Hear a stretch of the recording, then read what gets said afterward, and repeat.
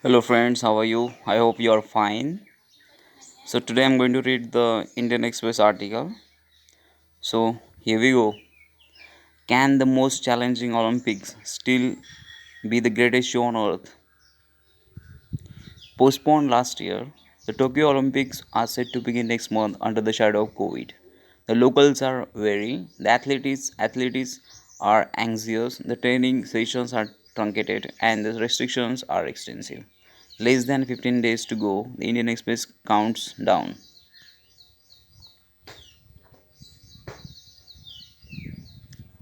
Postponed last year, the Tokyo Olympics are set to begin next month under the shadow of COVID. The locals are wary, the athletes are anxious, the training sessions are truncated, and the restrictions are extensive. Can the most challenging Olympics still be the greatest show on earth? Less than 15 days to go, the Indian Express counts down. Rani Rampal is seen as the cerebral player known to plot moves and strategies. She also loves her space. So, in early May, when the captain of the Tokyo Games bound Indian women's hockey team was forced into the isolation after she tested positive for COVID 19, she got time to think hockey. The 27-year-old missed sweating it out on the turf to give her best on the Olympic stage, dream outing for every hockey player. But while her teammates train in Bengaluru, Rani would sit in a room alone, close eyes, and teleport herself to Tokyo, the games will where the games will begin on July 23. I thought about being in the stadium, lining up against our opponents, how we would play against them, how I would play. We did not perform well at the Rio Olympics, finishing 12th out of 12 teams. So I kept thinking, how can we improve? Rani says. Visualization is a common technique sports persons use to train their mind for a match. But the mental imagery Rani created went beyond the hockey pitch. She pictured herself checking into an Olympic village that would lack the usual buzz. Imagine long queues at the airport, transport halls, and the cafeterias because of social distancing and getting tested for COVID 19 every day. You wouldn't want to go there and get surprised by anything. So I tried to prepare myself mentally for every situation. Rani says these are going to be unusual games. Unusual is one way of putting it.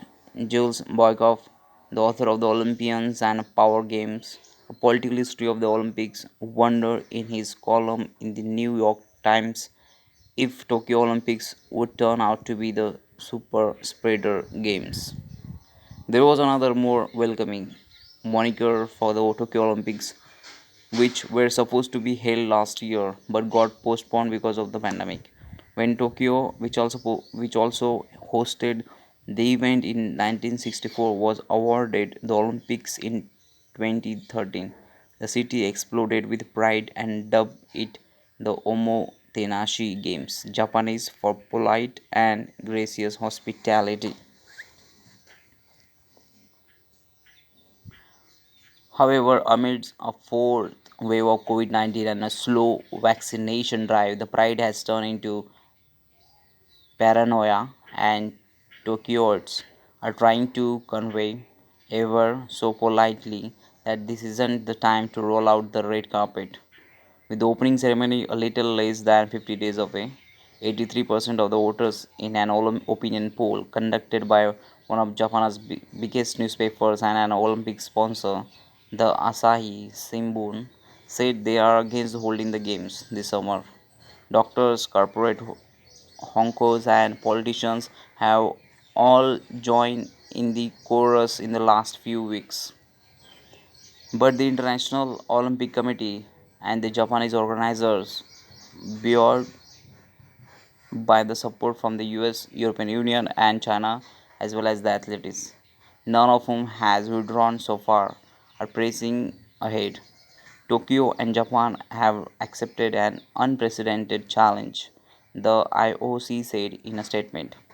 The body, which at 2,206 has 13 more members than the United Nations, hasn't flinched in also because it knows well that such a hysteria is now a dubious Olympic tradition.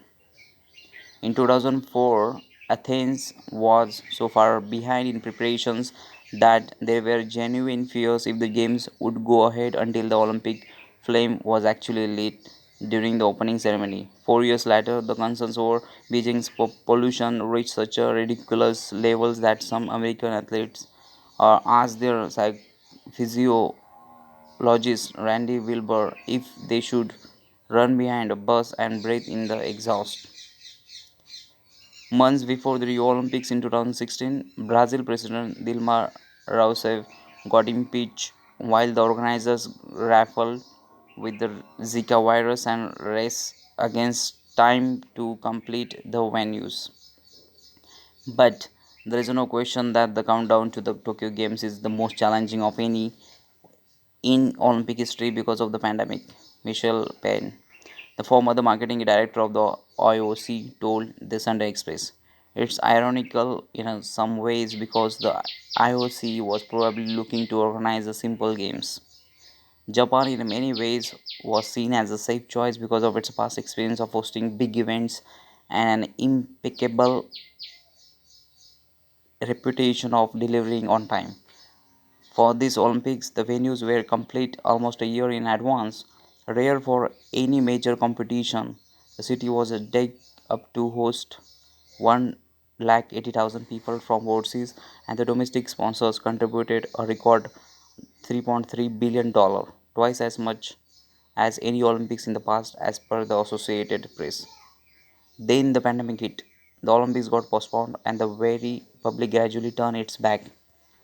Siegfried Eggman, the coach of Japan's men's hockey team, experienced 3 weeks ago what it is like to enter Tokyo, which is in a state of emergency. I needed two negative COVID 19 tests before leaving from the Netherlands, my home country. When I arrived in Japan, I had to undergo another test. After that, I was sent to a hotel for 3 days to quarantine. They had security in the corridor to make sure I did not leave the room. 3 days later, one more test was conducted, and only after that was negative. I was sent home. His base in Japan in a special cab so that I do not mix with the citizens. Ekman 62 told the Indian Sunday Express. I didn't end there. Ekman was closely monitored to ensure he completed the remainder of his 14-day quarantine at home. Twice every day, at random hours, they would confirm any my location using the track and trace app. I was warned if they were not able to track me to my location, they would first make a video call. If I wouldn't respond, they would send the police, and in case of violation of the rules, I was warned I would be deported back home. The 10,000 athletes who will descend upon Tokyo next month will be spared such a rigorous rules. They will be exempt from quarantining but will be tested every day. They have been ordered to not use public transport, and tens of thousands of other games related officials have been urged to eat takeout meals alone in their hotel room so that the foreigners do not come in touch with their locals. The restaurant, shopping districts, ancient temples, and nightclubs will be remain out of the bounds. The scramble at one of the world's busiest intersections, Shibuya Crossing, will come to halt so that the sanctity of the biosecure bubble is not violated.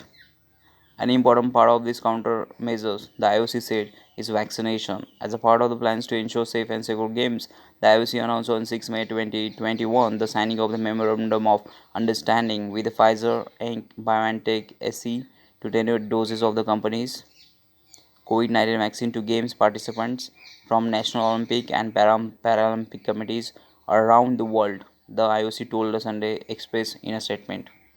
Thomas Bach, the IOC president, recently said around 80% of the athletes will be vaccinated.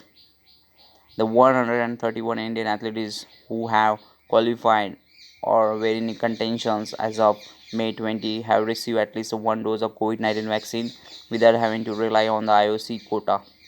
The Indian Olympic Association has said the contingent expected to be around 200 athletes and officials will be given both doses before leaving for Tokyo in mid July. On June 3, reviewing the preparations for the Olympics, Prime Minister Narendra Modi said at a meeting that every need of the sportspersons, from vaccination to training, will be fulfilled as a top priority. He also said he would be connecting with India's Olympics contingent through a video conference in July to wish them, while officials said such calls would be regularly organized throughout the games of players with their family members back home to keep them motivated. Ekman believes these measures taken by the organizers and individual nations will eventually change the prevailing sentiment on the ground in Tokyo. Wherever we go, people are telling us, make us proud, he says. In the city of the Matsuyama, they are going to put up giant screens so that people can watch the games together. But in most Japanese cities, such enthusiasm seems missing. At least 31 towns that were to host overseas athletes for their pre-games training have backed out due to fears that it would spread the virus in the local community. Kurobe, a city roughly 400 kilometers from the Tokyo, was gearing up to host some Indian athletes. It had held a massive cultural sensitization drive over the last year and a half, celebrating Indian festivals, conducting yoga workshops, and releasing stamps to honor the visiting team. But they are now believed to be reconsidering, like most other places across Japan, that the Indian teams were planning to make their best before the Olympics. This is set to throw into turmoil the already ravaged training program of the country's athletes. A total of 126 have received financial assistance to prepare for the Tokyo Olympics, including an out of pocket allowance of Rs 50,000 per month each under the government's flagship Target Olympic Podium scheme launched in 2015. But in the recent months, most plans have hit a roadblock. In the last few weeks, the offices of the Sports Authority of India and Ministry of Youth Affairs and Sports have virtually become an arm of the Ministry of External Affairs as they engage with the different embassies to secure visas for Indian sportspersons.